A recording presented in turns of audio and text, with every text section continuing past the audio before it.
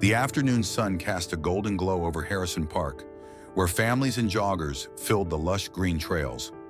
Laughter from children playing soccer echoed through the air, blending with the chirping of birds. It was a scene of peace, one that Daniel Lawson had missed dearly. Having just returned from a 7-month deployment, Daniel was eager to enjoy the simple pleasures of civilian life. As a Rear Admiral in the United States Navy, his days were usually spent aboard warships, in strategy meetings, or commanding missions in distant waters. But at home, he was just Daniel, a man who valued quiet moments, a good run, and time with his family. Dressed in a gray workout shirt and black running shorts, he jogged steadily along the park's winding path. His powerful yet controlled strides reflected the discipline he had honed over years of service. He loved the sense of freedom that running gave him.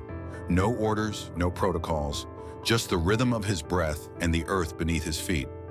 As he passed a group of kids kicking around a soccer ball, a misfired shot sent the ball rolling into his path. Daniel stopped, picked it up, and tossed it back with a friendly nod. The boy who retrieved it beamed.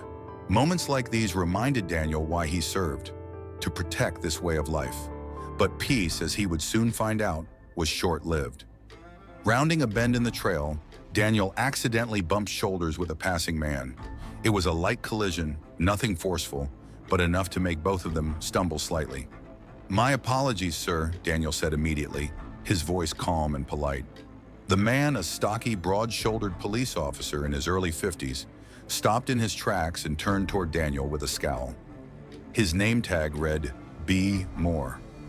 "Are you blind?" the officer snapped, looking Daniel up and down with clear disdain. Daniel blinked, momentarily taken aback by the aggression in the man's tone. He had expected a simple nod or maybe a casual, "no worries." Instead, he was met with hostility. "I wasn't paying attention. I hope you're okay," Daniel responded, maintaining a composed demeanor. Officer Bradley Moore crossed his arms. His gaze held something more than irritation. It was contempt. "You people never watch where you're going, do you?" he sneered. Daniel felt a familiar tension settle in his chest. He had encountered this type of prejudice before, both in uniform and out of it. He had learned to stay calm, to pick his battles. "Sir, there's no need for that," Daniel said, his voice steady but firm. "I apologized. Let's move on." But Bradley wasn't interested in moving on. He took a step closer, deliberately invading Daniel's space. "You think you can just bump into people and walk away? You don't belong here anyway." Daniel's jaw tightened. The park was public. He lived just a few blocks away. Yet to men like Bradley, his presence was an offense. Nearby, a few people had started to notice the tension. Some slowed their pace, curiosity flickering in their eyes. A woman sitting on a bench pulled out her phone, her brows furrowed. Daniel inhaled deeply, keeping his posture relaxed. He had been trained to de-escalate conflict, but something told him that Bradley didn't want peace. "I don't want any trouble, officer," Daniel said evenly. "If you'll excuse me, I'll be on my way." He took a step to leave, but Bradley blocked his path. "Oh, you'll leave when I say you can leave." Daniel exhaled slowly, his patience wearing thin. The crowd around them continued to grow. Whispers spread. A few people pulled out their phones, sensing something was about to happen. And Daniel? He had faced down warships, hostile territories, and high-stakes negotiations. But the arrogance of a small-minded man with a badge, that too was a battle he had fought before. Little did Officer Bradley Moore know. This time, his actions would cost him everything. The air around them had changed. What started as a minor collision had now turned into a confrontation, drawing more eyes by the second. Daniel Lawson, ever the composed man, could feel the weight of the moment. He had been in hostile situations before, facing enemies on the battlefield, negotiating under pressure. But this was different. This wasn't a war zone. This was his own neighborhood, in a park where families came to unwind. And yet here he was, staring into the narrowed, angry eyes of a man who saw him not as a fellow citizen, but as a problem. Bradley Moore's stance was rigid, his jaw tight. He wasn't just angry, he was challenged. He had expected Daniel to bow his head, mumble another apology, and walk away quickly. Instead, Daniel remained firm, unshaken, refusing to shrink under his gaze. That, more than the accidental bump, infuriated him. "What's the matter? You don't like being told what to do?" Bradley sneered, taking another step forward. Daniel didn't move. His 6-foot frame was solid, but he made no aggressive gestures. His hands remained open at his sides, a habit ingrained in him from years of military training to show he was not a threat. "I told you, I don't want any trouble," Daniel said, his voice calm but unwavering. Bradley chuckled, shaking his head. "Yeah, I bet you don't. You people always act all polite, thinking that makes you different. But I see right through it." The murmurs in the crowd grew louder. A young man nearby muttered, "This is messed up." An older woman pulled out her phone and started recording. Bradley noticed. His lips curled into a smirk. He wasn't afraid of being recorded. In his mind, he had authority. He was the law here. "Think that phone's gonna save you?" Bradley scoffed, nodding toward the woman with the camera. "Go ahead, record. But when I take you in, they'll only see a cop doing his job." Daniel felt the sharp sting of those words. Take me in? For what? He had done nothing wrong, but he knew exactly what Bradley was doing. He wanted control. "I have no intention of causing a scene, officer," Daniel said, carefully choosing his words. "I'd appreciate it if you let me go about my day." Bradley's smirk faded.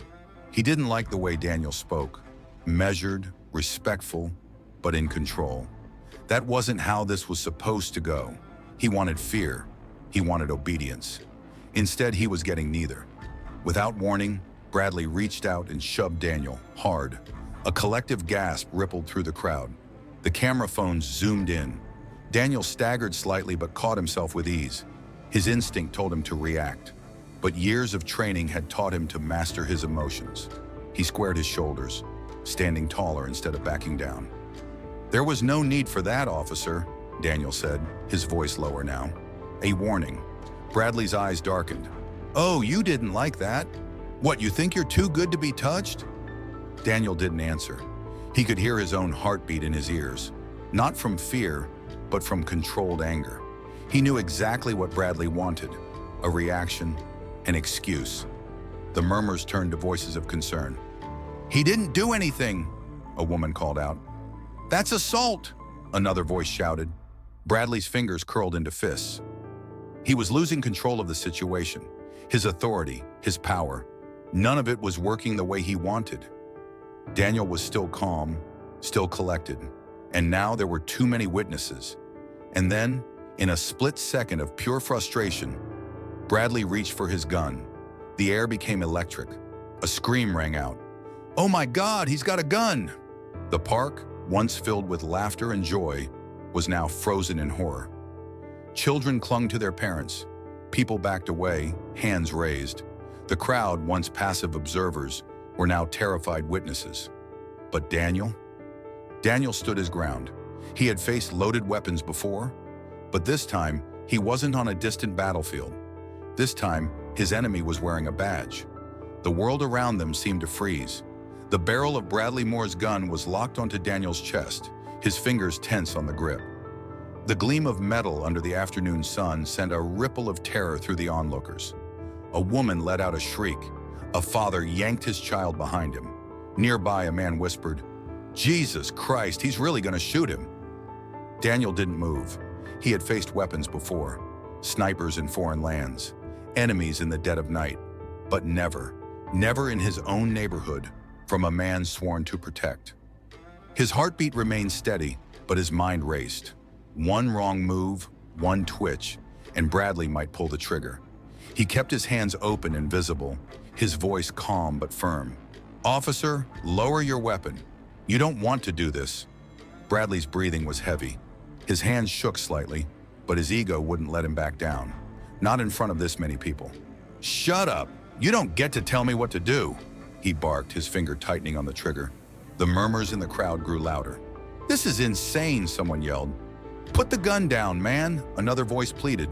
A man in a business suit took a step forward, hands raised. "Officer, you need to calm down. He hasn't done anything." Bradley shot the man a glare. "Stay out of this." His face was flushed, his eyes wild, as if he wasn't in control anymore. Daniel knew that look. He had seen it before. a man drowning in his own fear, hiding behind power. Bradley was losing control, and that made him dangerous. "Listen to them, officer," Daniel said, his voice unwavering. "There are witnesses. People are recording." Think Bradley flinched at those words. His gaze flicked to the sea of camera phones pointed at him. He swallowed hard. Too late. The world was watching. A bead of sweat rolled down his temple. His mind was spinning. This wasn't supposed to happen. He was the one in charge. He was the law. And yet somehow, this man in front of him still held the power. And Bradley hated it. His grip on the gun tightened. Daniel inhaled slowly. If Bradley fired, he wouldn't have time to dodge. The wrong breath, the wrong twitch, and his life could be over. But Daniel didn't flinch, didn't beg, didn't cower. Instead, he did something Bradley never expected. He reached into his pocket. Bradley's pulse spiked. "Don't move," he barked. His finger was so tight on the trigger now that just a tremor could set it off. The crowd screamed. But Daniel was calm, deliberate, controlled. He pulled out his phone, slowly, carefully, never breaking eye contact with Bradley. And then, in a voice steady as steel, he spoke into the receiver. "This is Rear Admiral Daniel Lawson." Bradley's breath caught in his throat. "I need an officer at Harrison Park immediately. There is a situation involving a hostile officer pulling a firearm on an unarmed citizen." The silence was deafening. The crowd stared. The words Daniel had just spoken seemed to crash over Bradley like a tidal wave. "Rear Admiral?" His throat went dry. Bradley had spent years in law enforcement. He had worked around military personnel before, but never at that rank. A Rear Admiral wasn't just anyone. They commanded fleets. They advised presidents. They were untouchable, and he had just pulled a gun on one. Panic flooded his chest. His fingers twitched on the trigger. "You're lying," Bradley spat, but his voice wavered. Daniel didn't blink, didn't move. The call was still active. And then, over the speakerphone, a voice boomed. "This is Chief Richard Bennett. Who the hell just pointed a gun at Admiral Lawson?" The second Bradley heard the police chief's voice, his stomach dropped. The weight of what he had done finally crashed down on him. His hands shook. His body stiffened. His future unraveled in real time. Daniel took a step closer, his voice low but dangerous. "Now, Officer Moore, tell me again, who do you think you are?" Bradley's gun lowered. The sound of approaching sirens filled the park. The world was about to collapse around him, and there was nothing he could do to stop it. The wail of approaching sirens cut through the thick tension in the air. Officer Bradley Moore's grip on his gun loosened, his hand trembling as he lowered it to his side. His face, once smug and full of authority, had drained of color. The reality of what he had just done, pulling a gun on a Rear Admiral of the United States Navy, was sinking in fast. Daniel Lawson remained where he was, shoulders squared, his breathing even. He had been in high-pressure situations before, but this was different. This wasn't a battlefield. This was home. And yet in that moment, he was still forced to defend himself, not with fists, not with weapons, but with composure. A black SUV skidded to a stop at the park entrance, its doors swinging open almost before the vehicle had fully stopped. Chief Richard Bennett, a tall graying man with a commanding presence, stepped out. His face was set in a hard scowl as he surveyed the scene.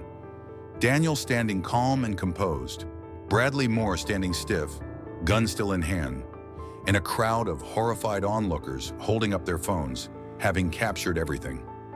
"Jesus Christ," Bennett muttered under his breath before striding forward. "Moore!" His voice boomed, snapping the officer out of his stunned daze. "Put the damn gun away!" Bradley flinched and quickly holstered his weapon, but the damage was done.